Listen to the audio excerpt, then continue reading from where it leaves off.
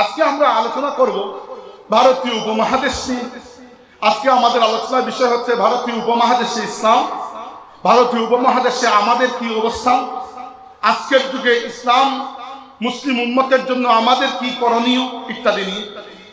প্রথমে এই ভারতীয় উপমহাদেশে ইসলাম এসেছিল অনেক আগে, সাহাবায়ে কেরামের ঠিক পরে পরেই উমাইয়া শাসন আমলে মুহাম্মদ ইবনে কাসিমের নেতৃত্বে উপমহাদেশে 710 খ্রিস্টাব্দে বিজয় অভিযান হয়েছিল। কিন্তু ওটা খুবই ক্ষণস্থায়ী একটা অভিযান ছিল।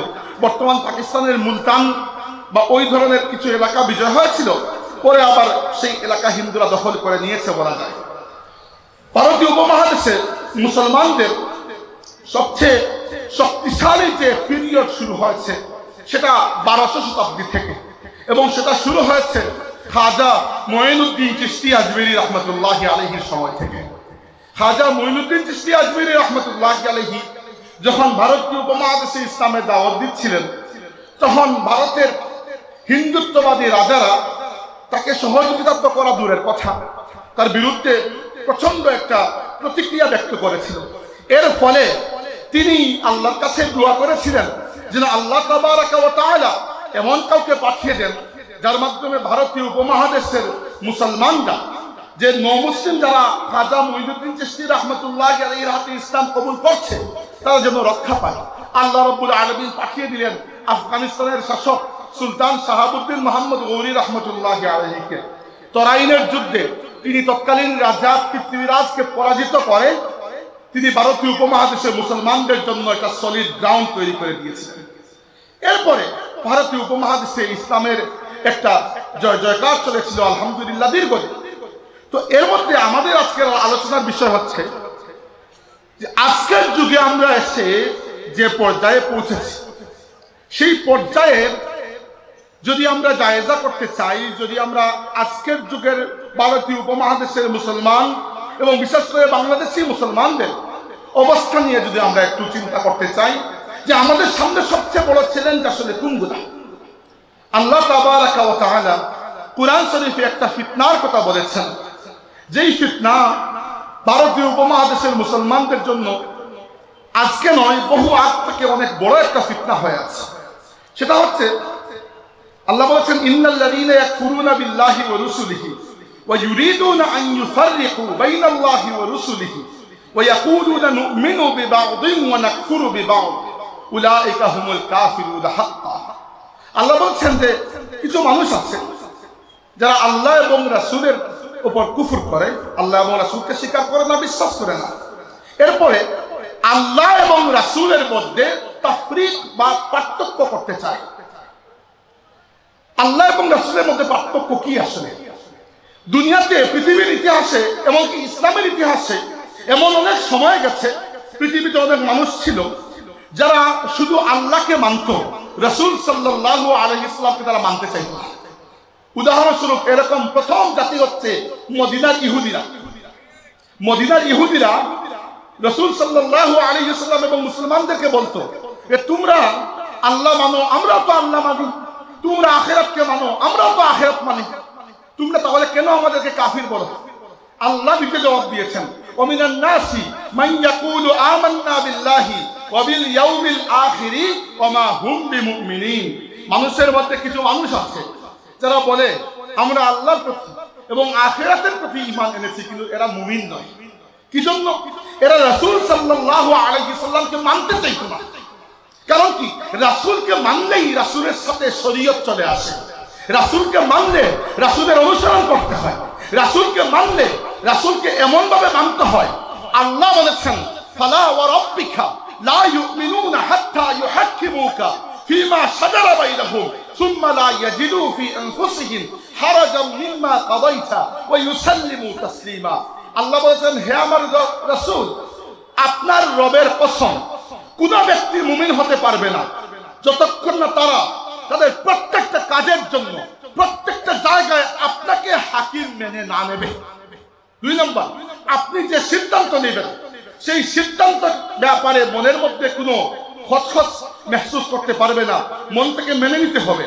ওই ইউসাল্লিমু তাসলিমা। আর আপনি যে সিদ্ধান্ত নেবেন সেটা খুশি হয় স্বতঃস্ফূর্তভাবে মেনে নিতে হবে। যতক্ষণ আপনার উম্মতের মধ্যে কোনো ব্যক্তি এই পর্যায়ে পৌঁছবে না, তারা কখনো মুমিন হতে পারবে না। আর এই উম্মতের ইতিহাসে যতটা দল এবং গোষ্ঠী গুমরাহ হয়েছিল, একটাও আল্লাহ তাবারাকা ওয়া তাআলাকে অস্বীকার করে গুমরাহ হয় নাই। প্রত্যেকটা দল আল্লাহর রাসূলের শানে গুস্তাখি করে গুমরাহ হয়ে গিয়েছে। খারেজি সম্প্রদায় বলুন, যারা রাসূল সাল্লাল্লাহু আলাইহি ওয়াসাল্লামের শানে খারেজিদের আদি পুরুষ যুলকুওয়াইসরা তামিমি বেয়াদবি করেছিল, সে আল্লাহর হাবিবের সামনে দাঁড়িয়ে বলেছিল, ইয়া মুহাম্মদ ইদিল ফা ইন্নাকা লাম তা'দিল। সে বলেছিল, হে মুহাম্মদ ন্যায়পরায়ণ হও, কারণ তুমি অন্যায় করছিলে। নাউযুবিল্লাহ। আল্লাহর রাসূল বলেছেন যে এই মানুষের পরবর্তীতে এমন কিছু মানুষ আসবে যারা বাহ্যিকভাবে অনেক নামাজ রোজা করবে, কিন্তু ইয়ামরুকুনা মিনাদ দ্বীন কামা ইয়ামরুকু সাহমু মিনার রামিয়া। এরা ইসলাম থেকে এমন ভাবে বেরিয়ে যাবে যেভাবে তীর শিকারকে ভেদ করে বেরিয়ে যায়। এরপরে শিয়া সম্প্রদায়, শিয়ারা প্রথম দিকে আলী রাদিয়াল্লাহু আনহু, হুসাইন এবং হাসান রাদিয়াল্লাহু আনহুমাকে সমর্থন করত। তাদেরকে আমরাও সমর্থন করি। রাজনৈতিকভাবে তারা নিজেদেরকে শিয়ানে আলী বলতো, আলী রাদিয়াল্লাহু আনহুর দল। ঠিক আছে, এতটুকু। কিন্তু আস্তে আস্তে শিয়ারা আকীদাগতভাবে এমন গুমরাহ হলো, তারা রাসূল সাল্লাল্লাহু আলাইহি ওয়াসাল্লামের মাত্র কয়েকজন হাতে গোনা সাহাবা পরে বাকি সাহাবায়ে কেরামকে অমান্য করতে, এদের অবাধ্য হতে এবং ধীরে ধীরে এদেরকে লানত করতে শুরু করে দিল। শিয়া সম্প্রদায়ের ইতিহাস খুঁজে দেখুন, সাহাবায়ে কেরামের প্রতি বেয়াদবির ইতিহাস রয়েছে। এরপরে ইসলামের ইতিহাসে আজ পর্যন্ত যে বাতিল ফিরকার ব্যাপারে পুরো মুসলিম উম্মার ঐক্যমত যে এরা কাফির হয়ে গেছে, সেই কাদিয়ানীরাও কখনো আল্লাহ তাবারাকা ওয়া তাআলাকে অস্বীকার করে নাই। এরা আল্লাহর রাসূলকে অস্বীকার করে নাই, রাসূলুল্লাহর একটা সিফতকে অস্বীকার করেছে। আল্লাহর নবীকে তারা নবী মেনেছে, কিন্তু খাতামান নবিয়্যিন মানে নাই। এজন্য উম্মতের ঐক্যমতে এরা কাফির হয়ে গেছে। এই হচ্ছে ফিতনার জড়, তাফরীক বাইনাল্লাহি ওয়া রাসূলি। আল্লাহকে তো আমি মানি, আল্লাহকে তো সেজদাও দেই মসজিদে গিয়ে, কিন্তু রাসূলকে মানবো না।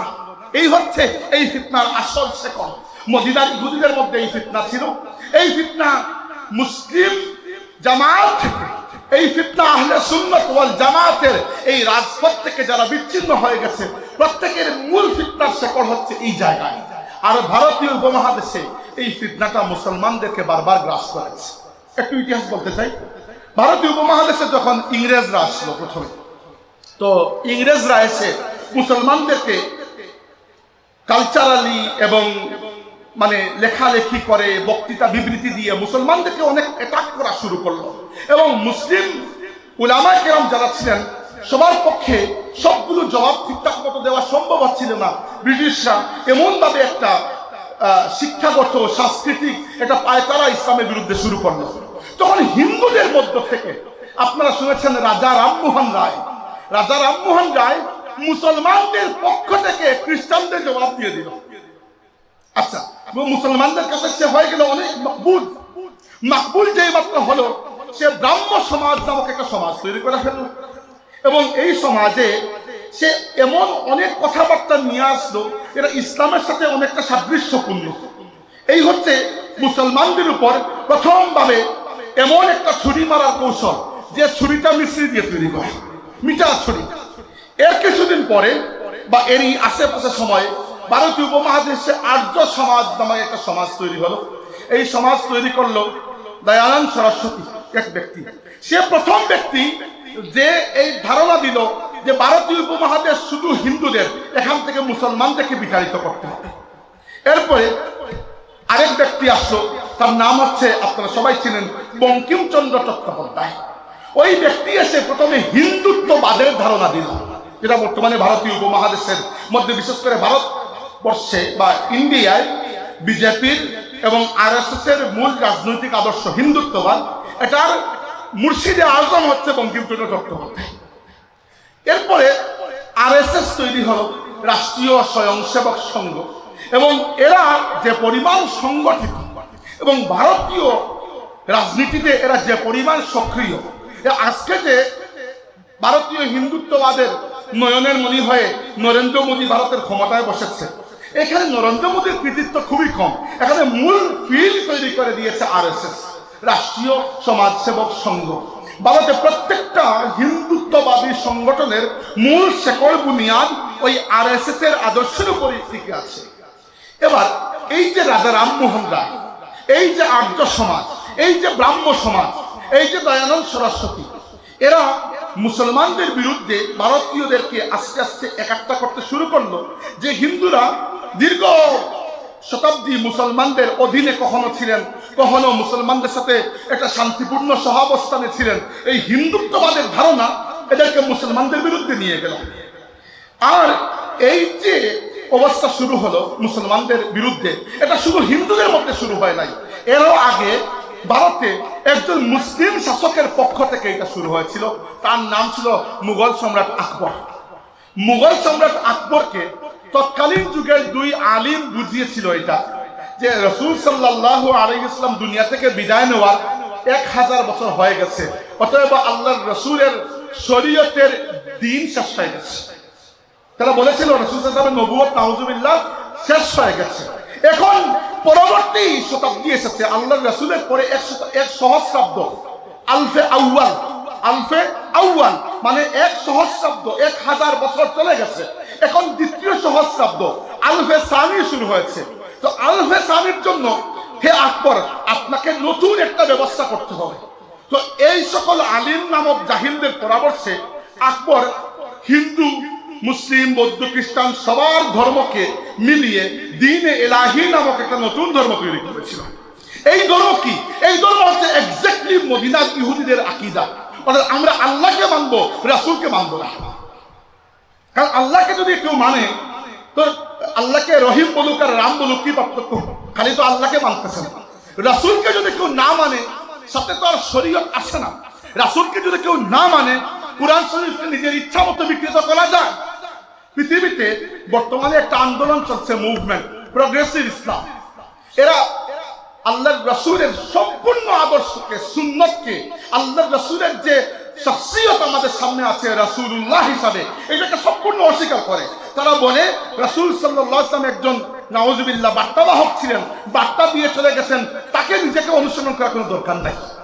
এজন্য কুরআন শরীফকে নিজের ইচ্ছা মতো ব্যাখ্যা করে এবং সালাত শব্দের অর্থকে তারা শাব্দিকভাবে গ্রহণ করে। এজন্য এরা বিশেষ নামাজ পড়ে না, কারণ কুরআন শরীফে তো এক্স্যাক্টলি কিভাবে নামাজ পড়া লাগবে এটা আল্লাহ বলে দেন নাই। এইভাবে এই যে ফিতনাগুলো, তো আকবর হচ্ছে উপমহাদেশে মুসলিমদের মধ্যে এটার জনক। আকবর তৈরি করেছিল দ্বীন-এ ইলাহি। তো মুসলমানদের মধ্যে তখন দ্বীন-এ ইলাহির ব্যাপারে এটা প্রচন্ড প্রতিক্রিয়া দেখা দিল। এই প্রতিক্রিয়া দেখা দিলে কি হবে? আকবরের মতো সম্রাটের বিরুদ্ধে তো আর সবাই লড়ার সাহস নেই। আল্লাহ রাব্বুল আলামিন ওই সময় দুনিয়াতে পাঠালেন এমন এক মুজাদ্দিদকে, এমন এক রুহানি শক্তি সম্পন্ন পুরুষকে, যার মাধ্যমে আল্লাহ তাবারাকা ওয়া তাআলা আকবরের দ্বীন-এ ইলাহিকে দুনিয়া থেকে মিটিয়ে দিয়েছেন। তিনি হচ্ছেন শাইখ আহমদ সিরহিন্দি রাহমাতুল্লাহি আলাইহি, যাকে আমরা মুজাদ্দিদ আলফে সানি নামে চিনি। শাইখ আহমদ সিরহিন্দি মুজাদ্দিদ আলফে সানি রাহমাতুল্লাহি আলাইহি আল্লাহর রাসূল সাল্লাল্লাহু আলাইহি ওয়াসাল্লামের সুন্নতকে ভারতীয় উপমহাদেশে জিন্দা করেছেন। তিনি একজন মুজাদ্দিদ, তিনি আকবরের দ্বীন-এ ইলাহির বিরুদ্ধে লড়াই করেছেন, কলমের জিহাদ করেছেন, তিনি বয়ান বক্তৃতার জিহাদ করেছেন, ইসলামী দাওয়াতে মেহনত করেছেন, তাসাউফের খানকায় বসেছেন, মানুষকে তালিম তরবিয়ত দিয়েছেন এবং ভারতীয় উপমহাদেশে তার যে খেদমত, অনন্য খেদমত, এই এক ব্যক্তির রুহানিয়তের কাছে আকবরের দ্বীন-এ ইলাহি দুনিয়া থেকে মুছে গেছে। এজন্য আল্লামা ইকবাল বলেছেন, হাজির হুয়া মে শাইখ মুজাদ্দিদ কি লাহাদ पर वो खाक के है जेर फलक मतलाए अनवार, उस खाक में पोशीदा है वो साहिब असरार, गर्दन न झुकी जिसकी जहांगीर के आगे, जिसकी नफस से गरम से है गर्मी अहरार, वो हिंद में सरमाया मिल्लत का निगहबान, अल्लाह ने बरवक्त किया जिसको खबरदार। इकबाल বলেছেন যে আল্লাহ রাব্বুল আলামিন এমন সময় মুজাদ্দিদ আলফে সানিকে ভারতীয় উপমহাদেশের মুসলমানদের মূল যে পুঁজি আছে সেই পুঁজির জিম্মাদার বানিয়েছেন যখন সবচেয়ে বেশি দরকার ছিল। আর ভারতীয় উপমহাদেশের মুসলমান বলুন আর দুনিয়ার ইতিহাসে যে কোনো মুসলমান বলুন, এই মিল্লাতে ইসলামিয়ার মূল পুঁজি হচ্ছে আল্লাহর হাবিবের সাথে সম্পর্ক। এই সম্পর্ক ব্যতীত এই উম্মতের কোনো অস্তিত্ব নাই।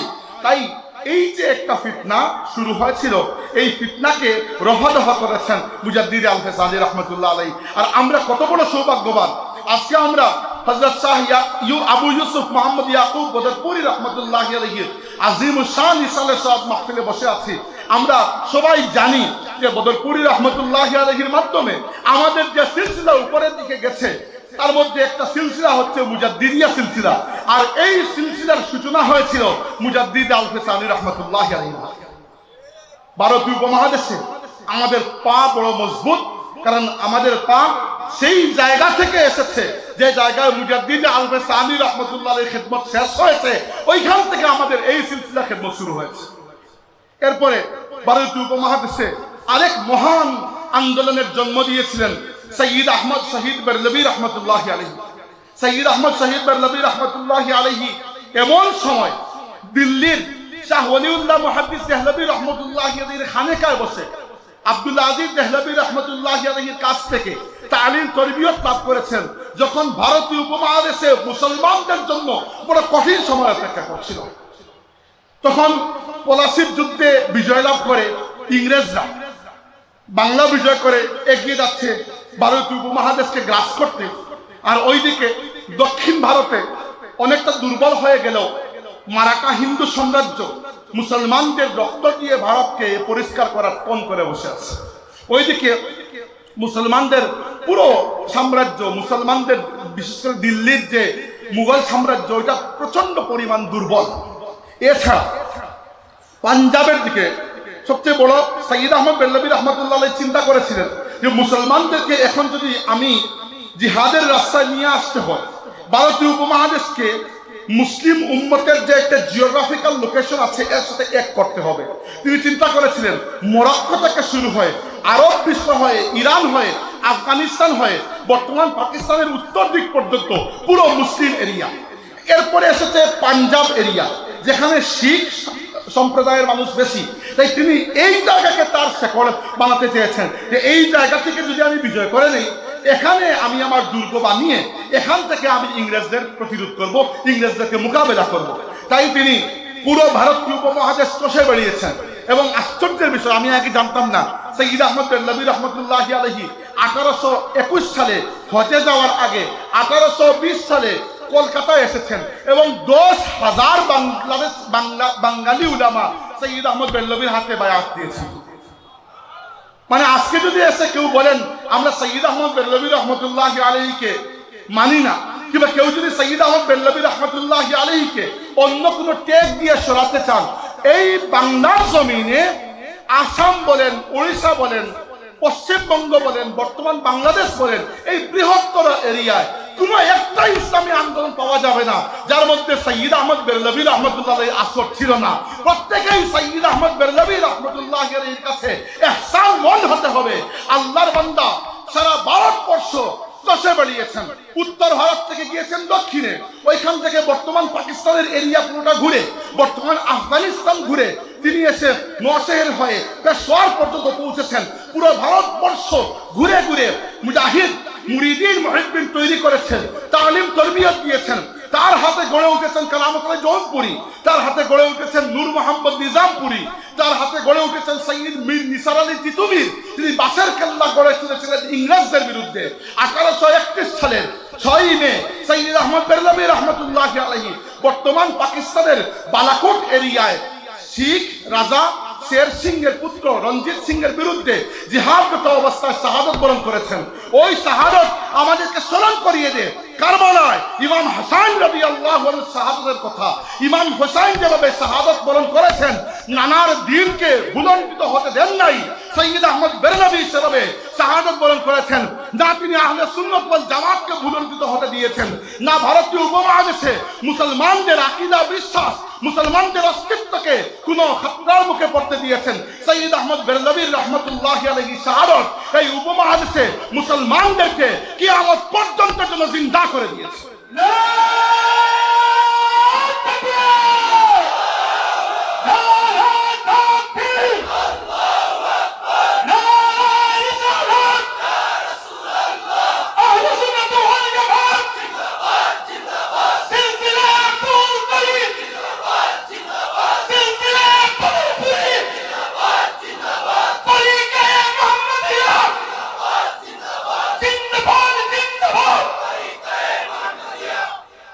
আমি মুসলিম লেখকদেরকে বাদ দিচ্ছি, যারা অমুসলিম লেখক সাইয়্যিদ আহমদ বেরলভীর ব্যাপারে রিসার্চ করেছেন, বারবারা ম্যাটক্লিফ একজনের নাম খুবই পরিচিত, তারপরে আইরা লিপিডাস, এরা খুবই বিখ্যাত মানুষ, একাডেমিক, ওয়েস্টার্ন একাডেমিক যারা সাইয়্যিদ আহমদ বেরলভীর উপরে রিসার্চ করেছেন, তারা বলেছেন যে সাইয়্যিদ আহমদ বেরলভীর পরবর্তী তরিকায়ে মুহাম্মদিয়া এই ভারতীয় উপমহাদেশের বিশেষ করে বাংলা, বিহার, উড়িষ্যা অঞ্চলে যে খেদমত আঞ্জাম দিয়েছে, অন্য কোন ইসলামী আন্দোলন এই জায়গায় এরকম খেদমত আঞ্জাম দিতে পারে না। তাসাউফ বলেন, ইলমে কিরাত, ইলমে হাদিস, ইলমে তাসাউফ, আল্লাহর দ্বীনের দাওয়াত এবং বাতিলের বিরুদ্ধে বুক চিতিয়ে লড়াই করার যে সাহস আমাদের মুর্শিদ ফুলতলি সাহেবতুল্লাহ দেখিয়ে গেছেন, ওই সিলসিলা অনেক গভীরে পতিত, ওই সিলসিলার মূল শেকড় বালাকুটের মধ্যে, বালাকুটের রক্তের মধ্যে এখনো গিয়ে আছে।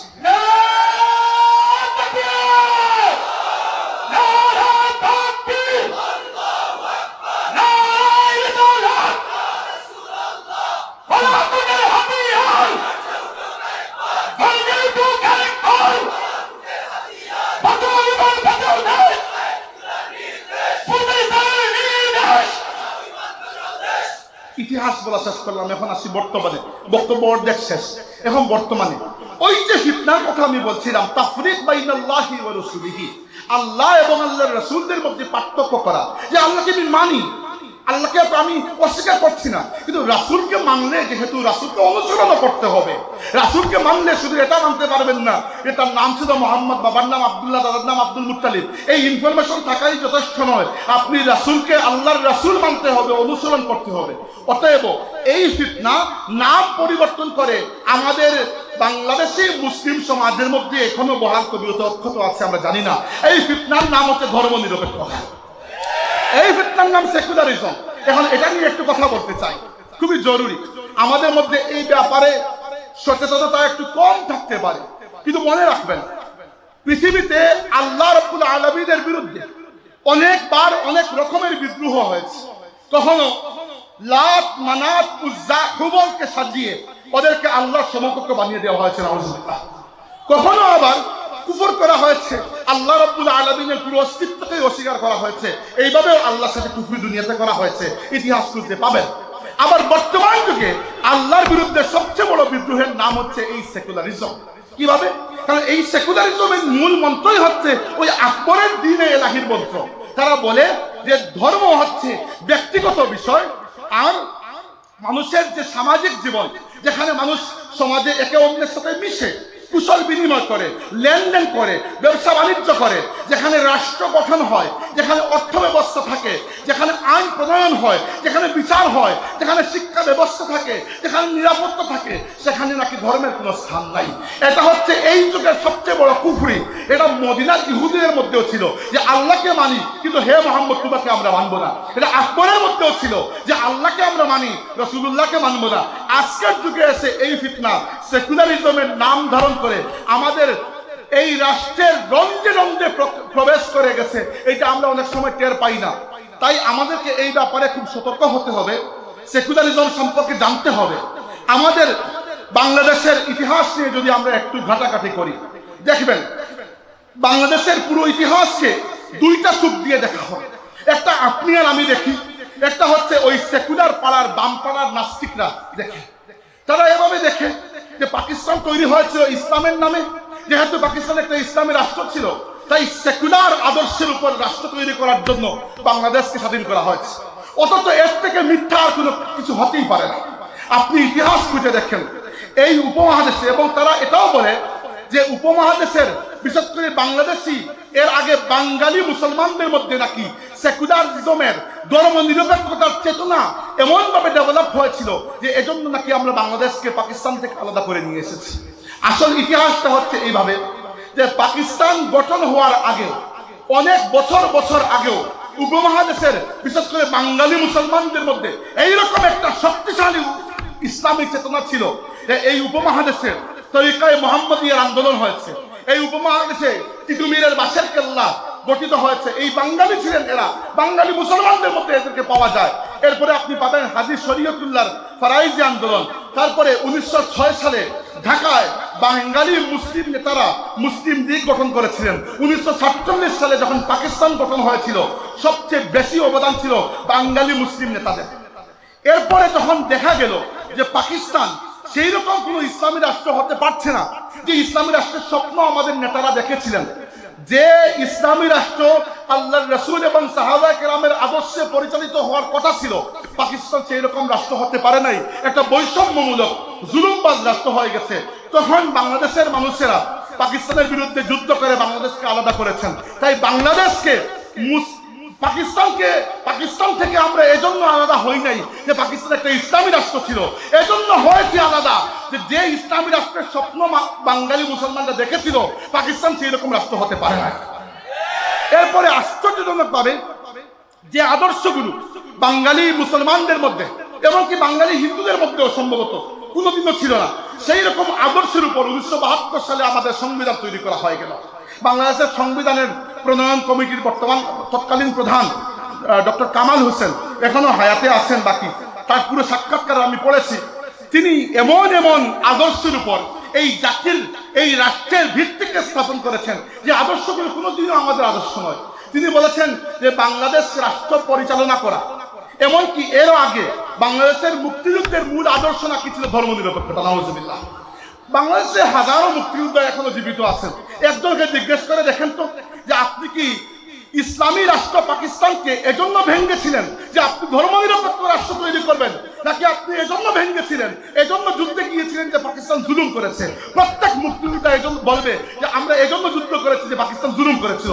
ইসলামের বিরুদ্ধে কোনো যুদ্ধ কখনোই ছিল না, ওই যুদ্ধ ছিল জুলুমের বিরুদ্ধে। আচ্ছা, কিন্তু যখন সংবিধান লেখা হয়েছে, বলা হয়েছে যে ধর্মনিরপেক্ষতা সেকুলারিজমের আদর্শের উপর মুক্তিযুদ্ধ হয়েছিল, সমাজতন্ত্র কমিউনিজমের আদর্শের উপর নাকি মুক্তিযুদ্ধ হয়েছিল, এবং বাংলাদেশের রাষ্ট্র পরিচালনার মূলনীতির মধ্যে এই আদর্শগুলোকে ঢুকিয়ে দেওয়া হয়েছিল। এবং এই যে সেকুলারিজম বা ধর্মনিরপেক্ষতা, এই যে সোশ্যালিজম বা কমিউনিজম, এই যে সমাজতন্ত্র যেগুলো সারা দুনিয়াতে ফেল করেছে, এইগুলো এত বছর যাবত বাংলাদেশকে খাওয়ানো হয়েছে। ইসলামকে একটু পরিমাণ স্থান কেউ দেয় নাই। এই বাংলাদেশে আল্লাহর দিন, আল্লাহর রাসূলের সুন্নাত অনুযায়ী কখনো কিছু হয় নাই। 53 বছর সেকুলারিজম ধর্মনিরপেক্ষতা করে কি করেছেন? পুরো বাংলাদেশকে একটা চুরের রাষ্ট্র বানিয়ে দিয়েছেন। এই যে কিছুদিন আগেও বাংলাদেশে একটা সফল গণঅভ্যুত্থান হয়ে গেল, কি জন্য হয়েছে? মানুষের মনের মধ্যে ক্ষোভ ছিল, এই জুলুমের বিরুদ্ধে মানুষের মনের মধ্যে ক্ষোভ ছিল, এজন্যই তো মানুষ রাস্তায় নেমেছে, এত স্বতঃস্ফূর্ত একটা অভ্যুত্থান হয়েছে। এরও আগে বাংলাদেশে আরো হয়েছে এগুলা। কি জন্য? কারণ মুসলমানদের জন্য ইসলাম ছাড়া সেকুলারিজম, কমিউনিজম, ক্যাপিটালিজম কোন ইজমের কোন আদর্শকে আল্লাহ পছন্দ করেন নাই। আল্লাহ একমাত্র ইসলামকে আমাদের জন্য পছন্দ করেছেন। তাই মুসলমানরা যেখানে আছে, ইসলাম ছাড়া অন্য কোন আদর্শ যদি আমরা কবুল করতে চাই, আল্লাহ রাব্বুল আলামিন নিজেই আমাদেরকে বেইজ্জত করে দেবেন। এটা মনে রাখতে হবে আমাদেরকে। উমর ইবনে খাত্তাব রাদিয়াল্লাহু আনহু 639 খ্রিস্টাব্দে বাইতুল মাকদিস বিজয় করতে গিয়েছেন। তো উমর ইবনে খাত্তাব কে সেটা তো আমরা জানি।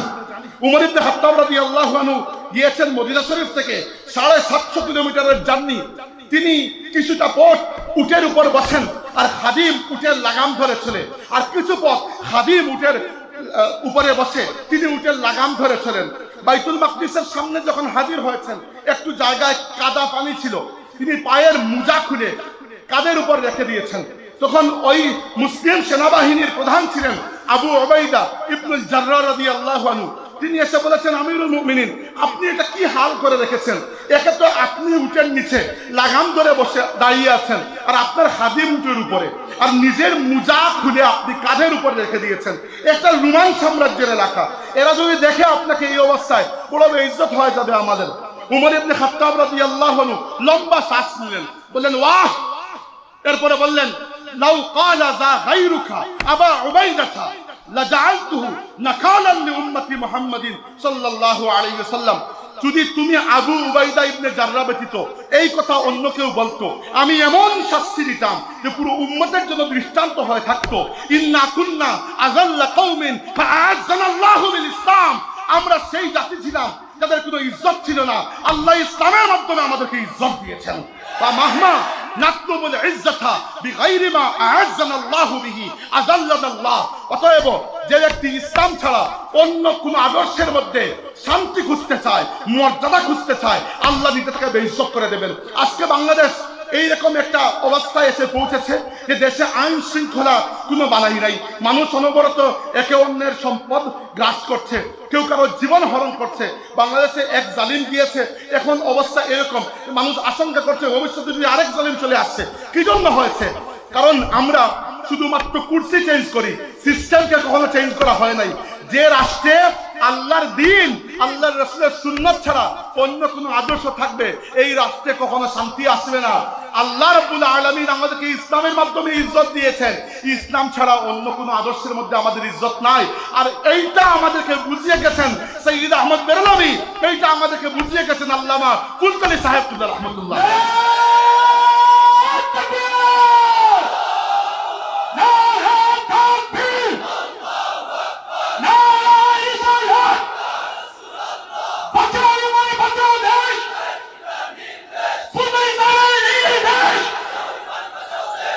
তবে আলহামদুলিল্লাহ একটা খুশির খবর জানাতে চাই। আমি প্রায় সময় লিখি, আপনারা অনেকে হয়তো লেখা দেখেছেন, পরোয়ানা পত্রিকায় বেশ কয়েকবার লিখেছি যে আমরা যে বসে বসে এই ইসলাম চাই বলি, আমরা বললে তো কেউ ইসলাম এনে দেবে না, আমাদেরকে কাজ করতে হবে। এবং কাজের বিভিন্ন স্টেপ আমি বিস্তারিত লিখেছি অনেকবার, যেহেতু আমার চিন্তা চেতনাই এটা নিয়ে।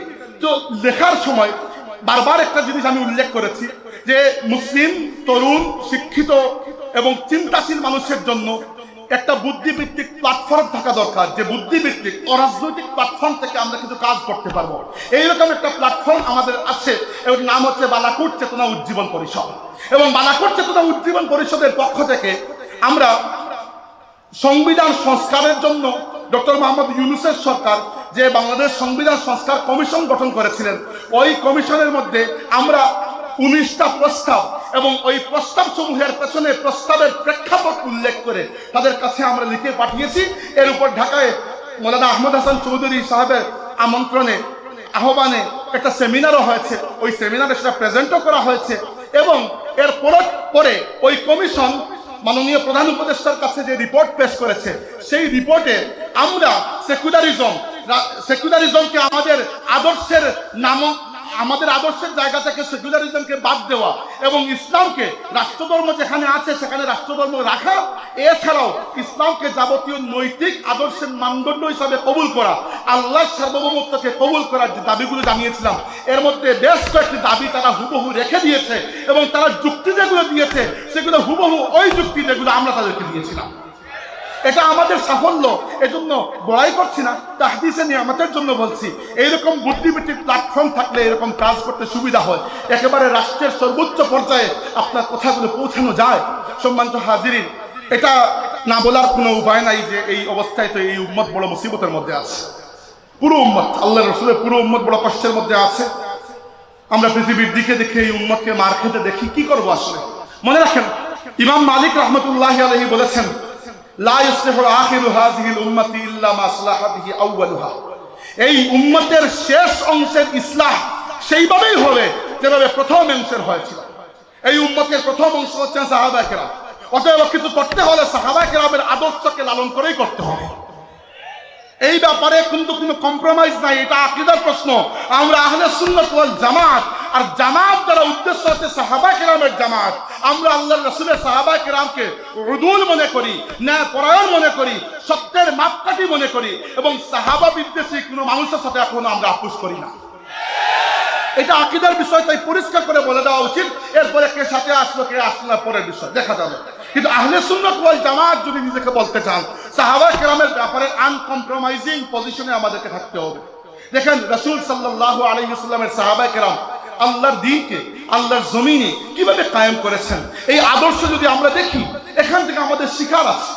আমি বলছি না হুট করেই আমরা সারা পৃথিবীকে ইসলামের ছায়া তুলে নিয়ে আসবো, কিন্তু সুসংবাদ গ্রহণ করুন। যে নবীর নামে আপনি কালিমা পড়ে মুসলমান হয়েছেন, সেই নবী সাল্লাল্লাহু আলাইহি ওয়াসাল্লাম সুসংবাদ দিয়েছেন, বলেছেন, লা ইয়াবকা আলা যাহরিল আরদি বাইতু মাদারিন ওয়ালা ওয়াবারিন ইল্লা আদখালাহুল্লাহু কালিমাতাল ইসলাম বিইজ্জি আজিজিন ওয়া যিল্লি জালিলিন।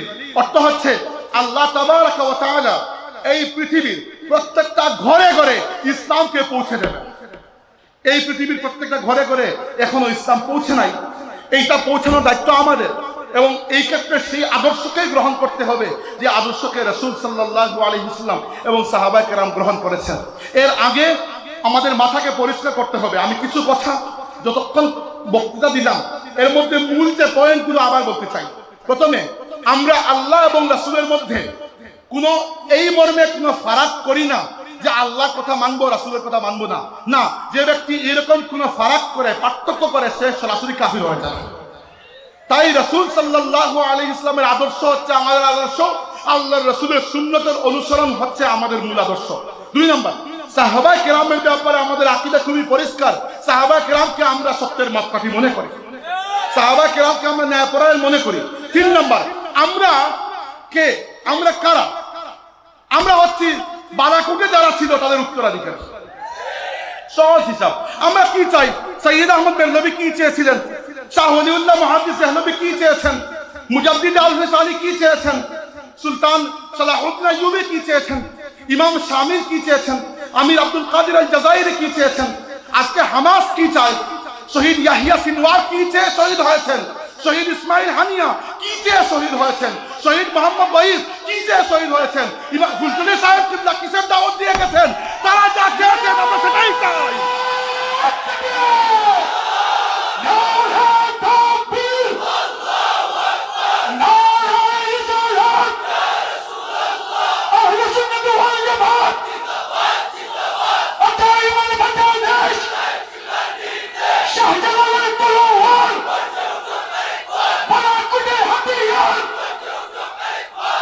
সম্মানিত হাজিরিন, বালাকুটের কথা আজকে বারবার মনে হচ্ছে, কারণ প্রাণের সাথে, আত্মার সাথে বালাকুট জড়িয়ে আছে।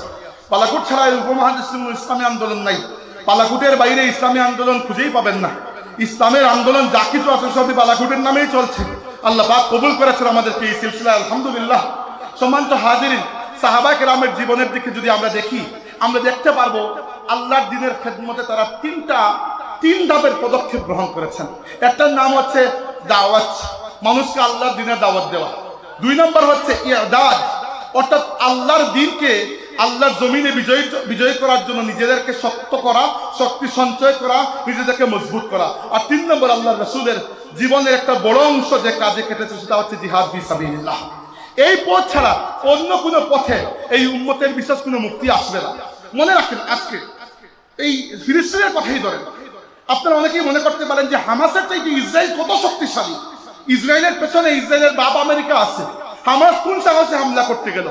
হামাস এজন্য হামলা করেছে কারণ এর আগে সৌদি আরবের সাথে 2 বছর ধরে ইসরায়েলের নেগোসিয়েশন চলছিল যে সৌদি আরব ইসরায়েলকে স্বীকৃতি দিয়ে দিবে রাষ্ট্র হিসাবে।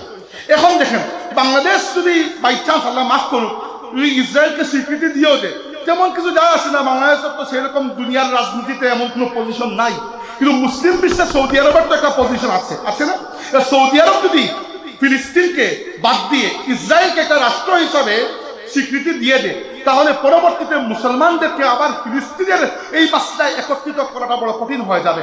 হামাসের এই যে 7 নভেম্বর 2023 সালের 7 নভেম্বর তাদের যে তুফানে আকসা নামক যে অভিযান তারা করেছিল, এই একটি অভিযান, হ্যাঁ আমি জানি এর পরবর্তীতে প্রায় 47,000 মুসলমান শহীদ হয়ে গেছেন, ঠিক আছে, কিন্তু হামাসের এই একটি অভিযান সৌদি আরবের এই চলে যে মুনাফিকি তারা করেছিল, এই মুনাফিকিকে এমনভাবে বন্ধ করে দিয়েছে যে এখন সৌদি আরব ওই ইহুদিদের সাথে, মোহাম্মদ বিন সালমান এই ইহুদিদের সাথে আঘাত করতে গেলে 10 বার চিন্তা করবে।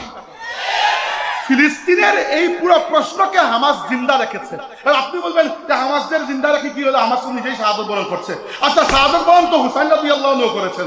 আমাকে বলুন, ইয়াজিদ বিজয় হয়েছে না হুসাইন? আপনি বলবেন হুসাইন, কিন্তু শহীদ তো হয়েছেন হুসাইন, কিন্তু কোটি কোটি মুসলমানের হৃদয়ের মধ্যে হুসাইন থেকে আছেন, ইয়াজিদ মরে গেছে। একইভাবে আজকে দুনিয়াতে এত শক্তিশালী মুসলিম রাষ্ট্র, বসে বসে কোনো কাজ নাই, কেউ মুনাফিকি করছে, কেউ বসে তামাশা দেখছে, কেউ কুফারকে সহযোগিতা করে যাচ্ছে, কিন্তু আপনার হৃদয়ের মধ্যে আপনি হামাসের প্রতি যে মহব্বত লালন করেন, ফিলিস্তিনের গাজার মুসলমানদের প্রতি যে মহব্বত লালন করেন, আপনার হৃদয়কে জয় করার মাধ্যমে হামাস অলরেডি যুদ্ধে বিজয় হয়ে গেছে। মুসলমানদের কাছে শাহাদত কোনো পরাজয় নয়। হাজিরি, উহুদের যুদ্ধে যখন রাসূল সাল্লাল্লাহু আলাইহি সাল্লাম সাহাবায়ে কেরামকে 50 জন সাহাবীকে জাবালে রুমা পাহাড়ের উপর উঠিয়ে দিয়েছিলেন এবং বলেছিলেন যে আমরা যদি পরাজিত হই এমনকি শাহাদাত বরণ করি তবুও তোমরা আমার আদেশ ছাড়া নামবে না। তো যখন মুসলমানরা প্রথম ধাক্কায় বিজয়ী হয়ে গেলেন তখন ওই 50 জনের মধ্যে 40 জন সাহাবী নেমে আসলেন। নেমে আসার পরে ওই সুযোগকে কাজে লাগিয়ে তৎকালীন মক্কার কাফিরদের দলভুক্ত ছিলেন খালিদ ইবনে ওয়ালিদ রাদিয়াল্লাহু আনহু, তিনি পেছন দিক থেকে হামলা করে মুসলমানদের বড় ক্ষতি করেছেন। 70 জন সাহাবা শহীদ হয়েছেন, এর মধ্যে হামজা রাদিয়াল্লাহু আনহু ছিলেন। তখন রাসূল সাল্লাল্লাহু আলাইহি সাল্লামকে আক্রমণ করার জন্য কাফিরদের একটা আলাদা ছোট প্লাটুন উহুদের পাহাড়ের দিকে এগিয়ে যাচ্ছে। আর মাত্র 9 জন সাহাবা আল্লাহর রাসূলের সাথে, রাসূল সাল্লাল্লাহু আলাইহি সাল্লাম ওই 9 জন সাহাবাকে নিয়ে উহুদ পাহাড়ের উপরে উঠে গেলেন। সামনে মাত্র 2 জন মুহাজির সাহাবী, মক্কার 2 জন সাহাবী, আবু উবাইদা তালহা ইবনে উবাইদিল্লাহ এবং সাদ ইবনে আবি ওয়াক্কাস রাদিয়াল্লাহু আনহুমা। আর এর আগে 7 জন মদিনার আনসারী সাহাবী। আপনি মুসলিম শরীফ খুলে দেখবেন, লেখা আছে ওই সময় আল্লাহর রাসূলের সাথে 9 জন সাহাবী ছিলেন।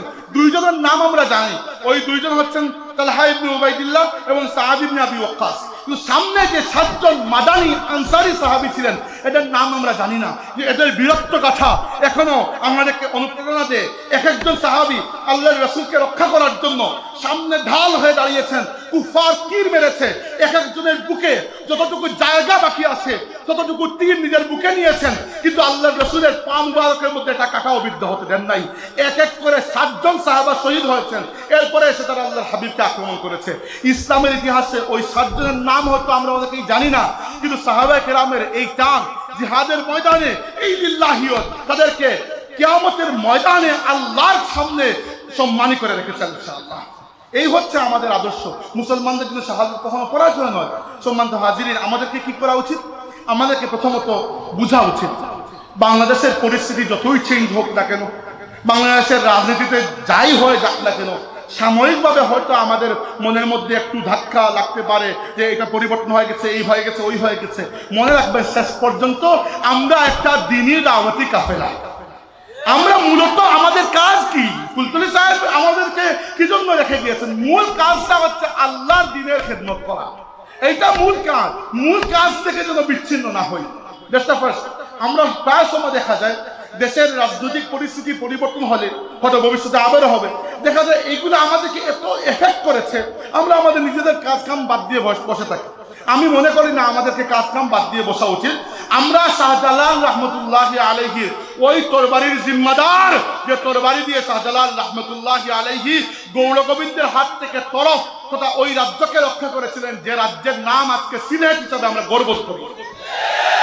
আমরা যদি সামান্য পরিস্থিতি পরিবর্তন হয় আর এ যায় ও আসে, যাক, এরা হচ্ছে দুনিয়ার, এদের সব মাফাদ হচ্ছে দুনিয়ার। কিন্তু আমরা মূলত ইসলামী দাওয়াতি কাফেলা। এই যে সিলসিলা, এটা ইসলামী দাওয়াতের জন্য রাখা হয়েছে। আমরা যেখানে থাকবো বাঁচবো এজন্য যেন আমাদের মাধ্যমে আল্লাহর দ্বীন বেঁচে থাকে, মরবো এজন্য যেন আমাদের মৃত্যুতে আল্লাহর দ্বীনের ফায়দা হয়। 2 নম্বর, আমরা নিজেদেরকে দুর্বল মনে করবে না। তাহলে আমি সভাপতি বলেছেন এবং তার কথায় আমি একমত যে নিজেদেরকে আমরা দুর্বল মনে করবো না। আমরা আসলে দুর্বল নই। দেখেন, দুর্বল মনে করবো না এটা তো ঠিক আছে। আমার কথা হচ্ছে আরেকটু এগিয়ে যাই। আমরা শক্তি সঞ্চয় করি। আমরা বুঝতে পারছি না আজকের যুগের শক্তির উৎস কোন জায়গায়। দেখেন, একটা ভালো একাডেমিক প্ল্যাটফর্ম আমাদের ছিল বালাকুট চেতনা উজ্জীবন পরিষদ। এই জন্য দেশের এই গুলাতি পরিস্থিতির মধ্যেও আমরা রাষ্ট্রের সর্বোচ্চ জায়গায় একটা ভালো খেদমত আঞ্জাম দিতে পেরেছি। এইরকম যদি আমাদের প্ল্যাটফর্মগুলো গড়ে উঠে, এইগুলা কাজে লাগবে। এটা হচ্ছে ইয়াদাদ, শক্তি সঞ্চয় করা। দ্বিতীয়ত হচ্ছে আমাদের প্রত্যেকের কাছে সোশ্যাল মিডিয়া আছে। এই মিডিয়া আমাদের একটা তাকত। এখান থেকে আমরা নেগেটিভ বিল্ড আপ করতে পারি ইসলামের পক্ষে, আল্লাহর দ্বীনের পক্ষে, সুন্নিয়তের পক্ষে। তৃতীয়ত হচ্ছে ফুলতুলি সাহেব রহমতুল্লাহি আলাইহি শত শত মসজিদ, মাদ্রাসা, খানেকা তৈরি করে গিয়েছেন। এই মসজিদ, মাদ্রাসার এবং খানেকাগুলা, এগুলো আল্লাহর দ্বীনের একটা দুর্গ হিসাবে কাজ করে। এগুলো থেকে মানুষ তৈরি হয়। এই মানুষগুলো যেখানে যায় সেখানে ইসলামের নূর ছড়িয়ে দেয়। এটা আমাদের শক্তি। তাই এই ভূমি এত সহজে পরিবর্তন হবে না। এই ভূমির রন্ধ্রে রন্ধ্রে সেকুলারিজম, কমিউনিজম, ক্যাপিটালিজম, এই ইজম, ওই ইজম, বিভিন্ন বাদ বিবাদকে ঢুকিয়ে দেওয়া হয়েছে। কিন্তু আমরা মনে রাখতে হবে যে আমরা আল্লাহর হাবিবের অনুসরণে যদি কাজ করি, এক সময় ইনশাআল্লাহ এই বাংলাদেশের অবস্থা পরিবর্তন হবে। ফুলতলী সাহেব রহমতুল্লাহ আলাইহি যখন সূচনা করেছেন, তখন তো পরিস্থিতি এতটুকু ভালো ছিল না। আমরা এর থেকে পরিস্থিতি এখন ভালো পাচ্ছি। আপনাদের মনে আছে গত বছর 2-1 আগে সম্ভবত ফুলতলীতে ইসলে সাহেব মাহফিলে বড় সাহেব বলেছিলেন যে যারা মানুষের বাচ্চাকে বানরের বাচ্চা বানাতে চায়, অচিরেই তাদের লেজ খসে পড়বে এবং তারা পার্শ্ববর্তী জঙ্গলে আশ্রয় নেবে, বলেছিলেন না?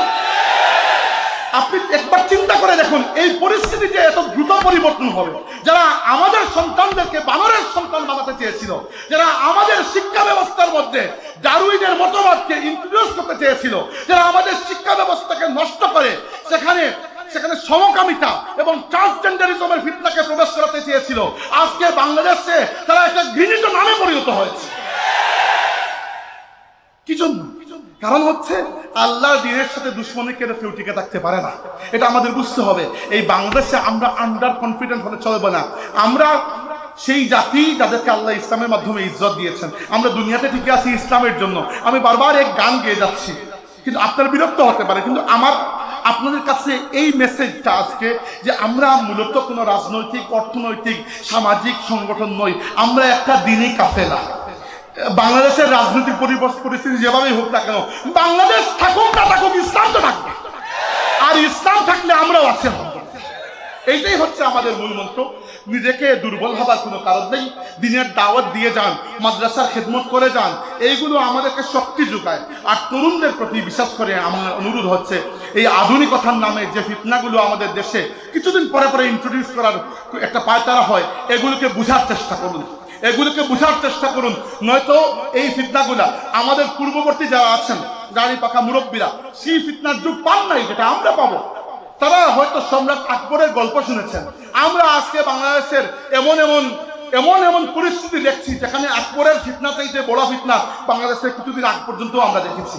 আল্লাহ জানে ভবিষ্যতে আর কারা আসবে, আল্লাহ জানে এই দেশের পরিস্থিতি কি হবে, কিন্তু আমাদেরকে বুক চিতিয়ে টিকে থাকতেই হবে। কিন্তু এটাও স্বীকার করছি, আমি বক্তব্য শেষ প্রান্তে চলে আসছি, এটাও স্বীকার করছি যে এই উম্মতের অবস্থা আসলেই বড় সঙ্গীন। আর এই সঙ্গীন অবস্থায় আমরা আল্লাহর কাছে দোয়া করি, আল্লাহ তাবারক ওয়া তাআলা যেন এই উম্মতকে আবার সেই সৌর্যবীর্য দান করেন। আল্লাহ তাবারক ওয়া তাআলা যেন এই উম্মতকে আবার সাহাবায়ে কেরামের পদ্ধতিতে ফিরিয়ে দেন।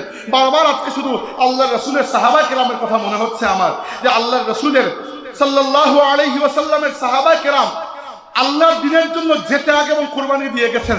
এর অর্ধেকের যদি আমরা দিয়ে যেতে পারি, আমাদের জীবন সার্থক হয়ে যাবে। উহুদের যুদ্ধের পরে, রাসূল সাল্লাল্লাহু আলাইহি ওয়াসাল্লামের পরে, উহুদের যুদ্ধের পরে আল্লাহর রাসূলের উপরে যে কষ্টটা এসেছিল, এই কষ্টের কোনো উদাহরণ আমরা খুঁজে পাই না দুনিয়ার ইতিহাসে।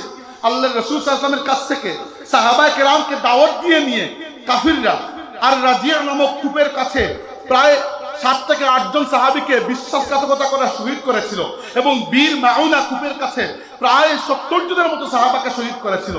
ওই অবস্থায়ও আল্লাহর রাসূল ভেঙে পড়েন নাই, ইসলামের দাওয়াত ভেঙে পড়েন না। আজকে কি জন্য ইসলামের দাওয়াত ভেঙে পড়বে? সম্মানিত হাজিরিন, মনে রাখবেন, এই উম্মতের অবস্থা যতই খারাপ হোক, যতই নাজুক হোক না কেন, এই উম্মতের অবস্থা ফিরবে। বাংলাদেশেও এই উম্মতের অবস্থা ফিরবে, এবং দুনিয়ার বুকেও এই উম্মত, আল্লাহর রাসূল বলেছেন, ইন্নাল্লাহা যাওয়ালিয়াল আরদ ফারাআইতু মাশারিকাহা ওয়া মাগারিবাহা ওয়া ইন্না উম্মতি সায়াবলুগু মুলকুহা মা জুইয়ালি মিনহা। আল্লাহর হাবিব বলেছেন, আল্লাহ আমাকে দুনিয়ার পূর্ব থেকে পশ্চিম পর্যন্ত দেখিয়েছেন, এবং মনে রাখো আমার উম্মতের বাদশাহী এক সময় দুনিয়ার পূর্ব থেকে পশ্চিম পর্যন্ত পৌঁছে যাবে। একদিন ফিলিস্তিন বিজয় হবে, আমরা গিয়ে বাইতুল মাকদিসে আল্লাহকে সিজদা করতে পারবো ইনশাআল্লাহ। একদিন বাংলাদেশের মাটিতে আল্লাহর দ্বীন কায়েম হবে ইনশাআল্লাহ। একদিন বাংলাদেশের মাটিতে আল্লাহর কালিমার পতাকা উঠবে ইনশাআল্লাহ। এর জন্য কাজ করতে হবে সেই পদ্ধতিতে, যে পদ্ধতিতে সাহাবায়ে কেরাম কাজ করেছেন। কোনো ব্যক্তির বানানো তন্ত্রমন্ত্র দিয়ে কাজ করলে লাভ হবে না। আর দুনিয়াতে মুসলমানদের এই অবস্থায়, এই করুণ অবস্থায় আমার বারবার আজকে মনে পড়ছে আল্লামা ইকবালের সেই কথাগুলো। তিনি রাসূল সাল্লাল্লাহু আলাইহি ওয়াসাল্লামকে মুতাওয়াজ্জা করে বলেছিলেন, তিনি বলেছিলেন, বা খুদা দর পর্দা গোয়ম বাতো গোয়ম আশকার, ইয়া রসুল আল্লাহ ও পিনহা তু पैदाए मन मुसलमान आ फकीर कज कुला है रमीदा सीनाए ऊ सो जिया है दिलश दालद चरा नालद नदानद निगाहे या रसूल अल्लाह निगाहे निगाहे या रसूल अल्लाह निगाहे। ইকবাল বলেছেন, ইয়া রাসূলুল্লাহ আল্লাহর সাথে তো গায়েবের পর্দার মধ্যে কথা বলি, আপনার সাথে সামনাসামনি কথা বলছি। ইয়া রাসূলুল্লাহ, আপনার উম্মতের অবস্থা বড় খারাপ আজকে। আমরাও ইকবালের ভাষায় বলি, ইয়া রাসূলুল্লাহ, ফিলিস্তিনের মুসলমানদের অবস্থা বড় খারাপ। ইয়া রাসূলুল্লাহ, ভারতীয় উপমহাদেশের মুসলমানরা তাদের বুকের হাড় ভেঙে গেছে, একবারে দুর্বল হয়ে পড়ে আছে। কাশ্মীরের মুসলমানরা মজলুম হয়ে আছে। চায়নার উইগুর মুসলমানরা বড় নির্যাতিত। ইয়া রাসূলুল্লাহ, রোহিঙ্গা মুসলমানদের কান্নায় আসমান জমিন ভারী হয়ে যাচ্ছে। নিগাহে ইয়া রাসূলুল্লাহ, নিগাহে ইয়া রাসূলুল্লাহ, এই উম্মতের দিকে দয়ার নজর দিন। এই উম্মত দুনিয়াতে আপনার আদর্শকে লালন করে, আপনার আদর্শকে প্রচার এবং প্রতিষ্ঠার দায়িত্ব নিয়ে এসেছে। আজকে আপনি বদরের ময়দানে যেরকম বলেছিলেন, আল্লাহুম্মা ইন তুহলিক হাযিহিল আসাবাতিল ইয়াউম লান তু'বাদ ফিল আরদি আবাদা। আল্লাহ, এই যে 313 জন মানুষকে নিয়ে এসেছি, এরা আমার এতদিনের মেহনতের ফসল। আজকে যদি এরা ধ্বংস হয়ে যায়, দুনিয়াতে তোমাকে ডাকার মতো তুমি বাকি থাকবে না। আমরাও আজকে আল্লাহ রাসূলকে খবর দিচ্ছি এটা, ইয়া রাসূলুল্লাহ, এই দুনিয়াতে মুসলমানদের অবস্থা বড় সংকটাপন্ন। যদি আপনার নজরে করম আমাদের উপর না থাকে, এই দুনিয়াতে আপনার উম্মতের জন্য টিকে থাকা বড় মুশকিল হয়ে যাচ্ছে। আমরা আল্লাহর কাছে দোয়া চাই, আল্লাহ তাবারক ওয়া তাআলা যেন এই উম্মতের সেই শৌর্যবীর্যের দিনকে আবার ফিরিয়ে দেন।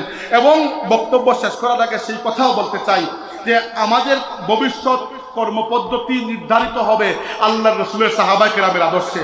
আল্লাহর রাসূলের সাহাবীদেরকে যারা কটূক্তি করে, রাসূলুল্লাহ সাল্লাল্লাহু আলাইহি ওয়াসাল্লাম সাহাবায়ে কেরামকে ছেড়ে যারা ইসলামকে কল্পনা করতে চায়, এদের সাথে আমাদের কোনো আপোষ হবে না।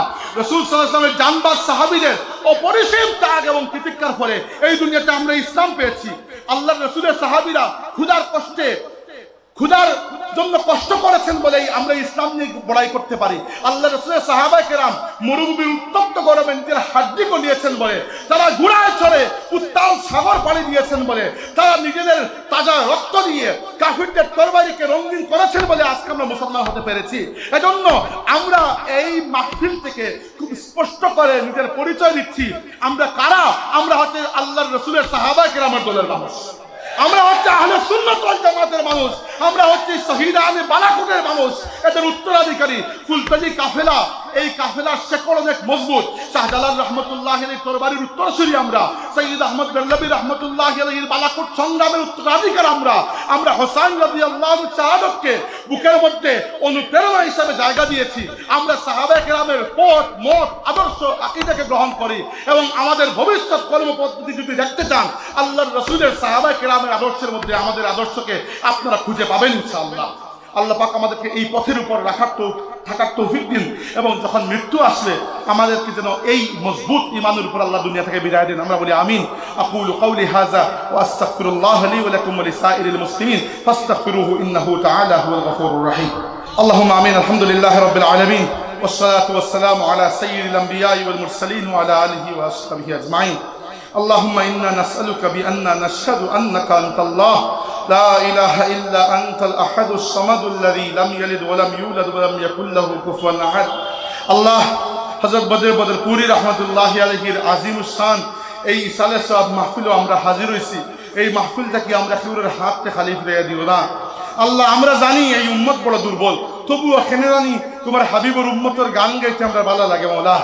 আমরা জানি আমরা বড় দুর্বল অবস্থান, বড় অসহায়, আমরা পাজরের হাড্ডি ভাঙ্গা, আমরা কোমরের হাড় মজবুত নাই, আমরা বুকের তেজ নাই, সাহস নাই, বল নাই, ঈমান নাই, কিচ্ছু নাই, কিন্তু আমরা তোমার হাবিবের উম্মত হিসাবে সক্করি পরিচয় দেই। এই পরিচয়ের ওসিলা রে মাহবুব, আমরা দুনিয়া আখিরাতে উজালা করো, আমরা এই উম্মতের লাগি কবুল করো, এই দিনের লাগি কবুল করো, আমরার মাধ্যমে এই জমিন ও তোমার দিনকে তুমি কায়েম করিয়া দাও। রব্বে করিম, আমরা রে সাহাবায়ে কেরামের আদর্শ আকীদার উপরে রাখিও, আমরা রে কোনো বদ আকীদার মানুষের সঙ্গী বানাইও না।